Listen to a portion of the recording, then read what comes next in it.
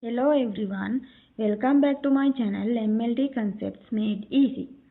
In this video, we will learn about the types of medical laboratories. This topic is very important for MLT students and often asked in exams and viva. Medical laboratories can be classified into different types based on their function and location. The first type is clinical laboratory. This is the most common type of medical laboratory. Clinical laboratories perform the routine tests on blood, urine, stool and other body fluids like CSF, peritoneal fluid, pleural fluid, pericardial fluid, amniotic fluid. These tests help doctors diagnose diseases and monitor patient treatment. The second type is pathology laboratory. Histopathology laboratories studies tissue samples and cytopathology laboratories studies cells like pap smears. This laboratory helps doctors confirm cancer, infections, inflammation and organ damage. The third type is microbiology laboratory. Microbiology laboratories study microorganisms to identify infectious diseases.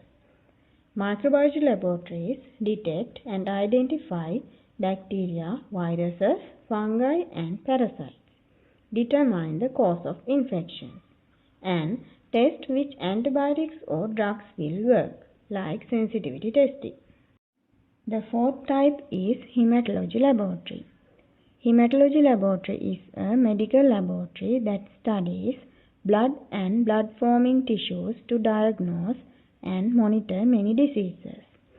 Hematology laboratories diagnose blood disorders, monitor treatment and disease progression, and also evaluate overall health of the body. Fifth type is genetic or molecular laboratories. A genetic laboratory is a specialized medical laboratory that studies DNA, RNA, and genes to diagnose inherited and acquired diseases. These laboratories detect genetic disorders, identify mutations linked to disease, support cancer diagnosis and management, and prenatal and newborn screening. The sixth type is research laboratories. Here, studies are conducted to improve treatments and develop new drugs, vaccines, and diagnostic methods.